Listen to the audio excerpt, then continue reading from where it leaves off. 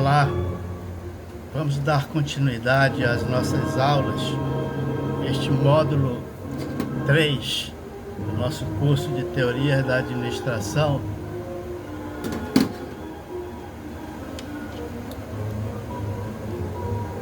Alguns autores salientam que talvez não haja área de atividade humana tão importante quanto a administração. Isto porque vivemos em uma civilização onde o esforço cooperativo do homem é a base da sociedade.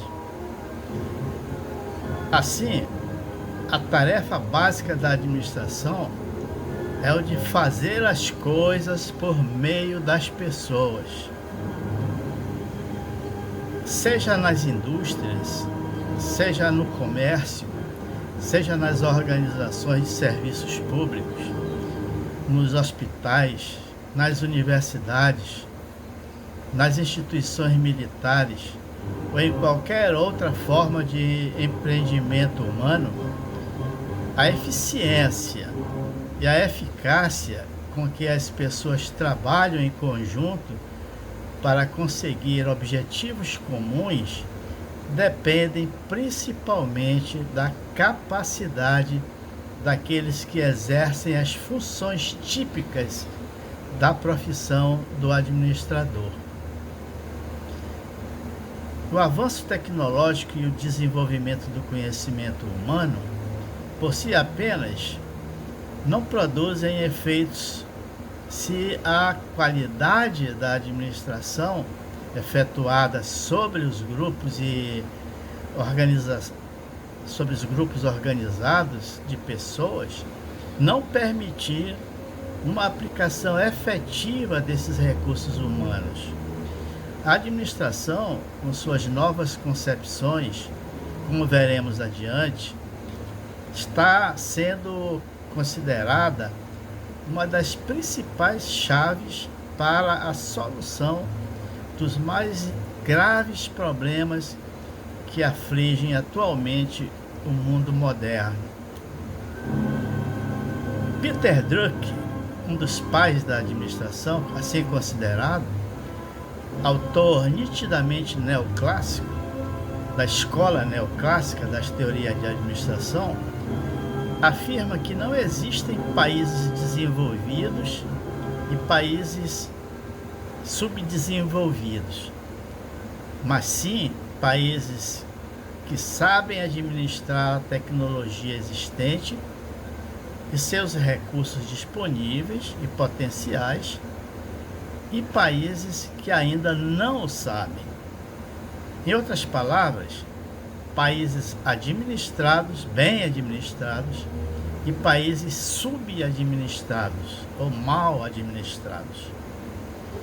O trabalho do administrador em uma organização qualquer, seja ele um supervisor de primeira linha ou dirigente máximo da organização, é essencialmente o mesmo. Classicamente, as funções da administração são aquelas ditadas por Henri Fayol, que sejam planejamento, organização, coordenação, comando e controle, conhecido pelas suas iniciais, POCCC. Alguns, inclusive, dizem POC3, que é para facilitar o entendimento. Nós iremos abordar cada uma dessas funções com profundidade ao longo do curso.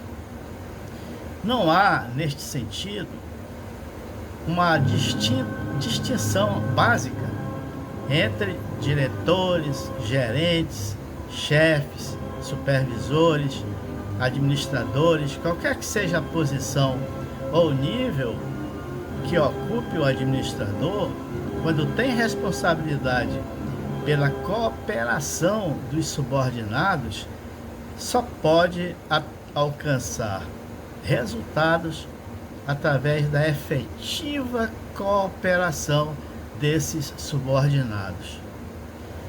Essa tarefa, a administração, envolve a aplicação de princípios bem diferentes daqueles aplicados pelo técnico de contabilidade, pelo economista, pelo vendedor ou pelo engenheiro no exercício de suas respectivas ocupações. Embora a tarefa que cabe ao administrador possa variar infinitamente, embora um dirigente máximo de uma organização possa ter uma área de autoridade muito mais ampla e elevada do que aquela que tem o supervisor de nível mais baixo, o fato permanece, isto é, todos os que obtêm resultados por meio do desempenho dos subordinados exercem basicamente as mesmas funções como administrador, o famoso POCCC: planejamento, organização, coordenação, o comando e o controle. Além do mais, os princípios gerais relacionados com a tarefa de administrar se aplicam a qualquer tipo ou tamanho de organização, seja uma grande indústria, seja uma cadeia de supermercado, seja uma escola, seja um clube esportivo, seja um hospital ou mesmo uma empresa de consultoria. Toda organização, seja ela industrial ou prestadora de serviço, precisa ser administrada adequadamente utilizando estas funções POCCC para alcançar os seus objetivos com a maior eficiência e economia de ação e de recursos, a fim de alcançar eficácia. Eficiência tem a ver com os meios empregados e eficácia tem a ver com o alcance dos objetivos traçados pela organização. Devido às suas limitações físicas, biológicas e psíquicas, o administrador tem necessidade de cooperar com outros homens e mulheres para, em conjunto, alcançarem objetivos comuns. Repetindo, quer sejam esses objetivos industriais, comerciais, militares, religiosos, caritativos, educacionais, há que haver a coordenação do esforço humano para que estes problemas, essencialmente administrativos, sejam resolvidos. Portanto, onde quer que a cooperação de indivíduos, no sentido de alcançar um ou mais objetivos comuns, se torne organizada e formal, o componente essencial e fundamental dessa associação é o da administração, ou seja, a função de se conseguir fazer coisas por meio das pessoas com os melhores resultados. Somente a partir do momento em que as organizações alcançam certo tamanho e complexidade é que a sua administração começa a apresentar dificuldades e desafios até então intransponíveis para os seus dirigentes. Os cursos de administração são voltados às grandes corporações. Isso não quer dizer que as micro e pequenas empresas não necessitem dos conhecimentos da ciência da administração.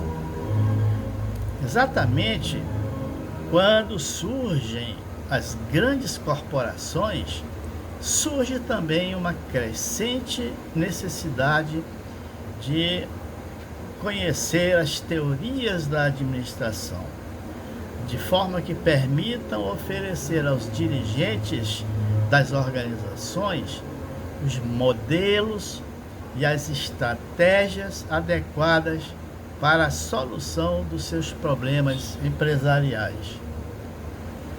Como já vimos, como o conteúdo do estudo da administração varia enormemente de acordo com a teoria ou a escola que é considerada, os administradores precisam conhecê-las, ou seja, essas teorias. Normalmente, cada autor ou estudioso da administração tende a abordar as variáveis ou assuntos típicos da orientação teórica de sua escola ou teoria.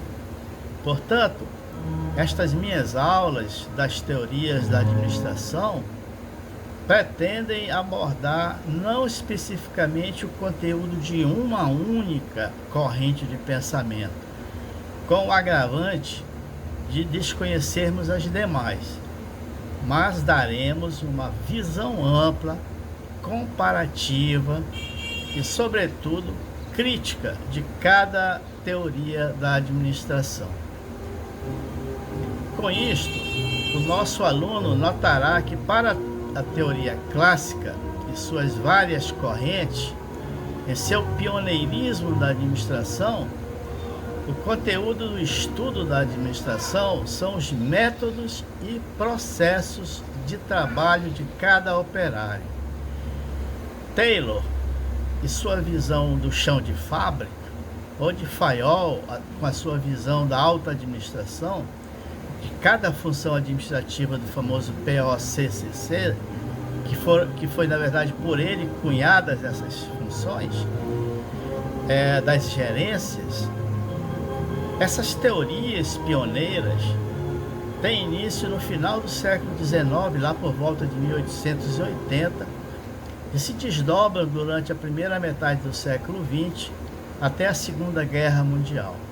Na verdade, os historiadores têm essas teorias como a verdadeira revolução industrial. A primeira revolução industrial teria sido a da mecânica, a partir da máquina a vapor de James Watt, lá por volta de 1679.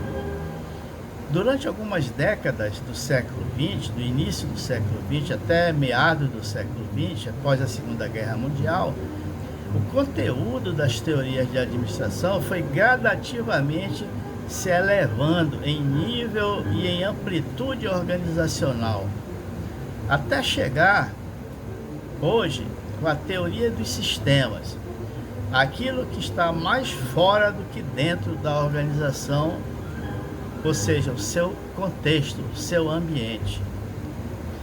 As definições e as constantes redefinições de administração que serão abordadas nas aulas a seguir, os realinhamentos e reajustes de conceitos desenvolvidos pelas diversas teorias administrativas, nos mostram que, na medida em que a essência da administração foi sendo analisada, estudada e definidas teorias, definida e apurada nas últimas décadas, chegou-se paulativamente à conclusão de que quase tudo o que importa na administração de uma empresa é também igualmente importante na administração de outras empresas, de outras estruturas, de outras organizações, como as burocracias governamentais, as organizações militares, os hospitais, os bancos, as igrejas, as organizações de serviços, os sindicatos, etc. Em 1973, Warren G. Bennis fez uma previsão de que nos próximos 25 a 50 anos o mundo veria o fim da forma organizacional daquela época, a organização burocrática, e o surgimento de novos sistemas mais adequados às demandas da pós-industrialização. Essa previsão se baseava no princípio evolucionário de que cada período de tempo desenvolve uma forma organizacional apropriada às suas características. Bennis salienta que as fraquezas da organização burocrática seriam exatamente os germes dos futuros novos sistemas organizacionais. Ainda Bennis acreditava que as mudanças seriam rápidas e inesperadas, principalmente no campo do conhecimento e da explosão populacional, impondo novas e crescentes necessidades a que as atuais organizações não têm condições de atender. Bennis acreditava no crescimento em tamanho das organizações, que se tornariam complexas e internacionais. Bennis ainda cria que a exigência de pessoas de competências diversas e altamente especializadas, envolvendo problemas de coordenação e principalmente de acompanhamento das rápidas mudanças, elas seriam uma característica da administração. Para Bennis, a administração das organizações do futuro deveriam atender a várias condições que determinariam a vida organizacional. Vamos ver algumas delas que ele elencou. O ambiente, caracterizado por rápidas mudanças tecnológicas e diversificação que levariam a uma interpenetração entre governo e empresas e a uma economia mixada por causa da imensidão e expansividade dos projetos.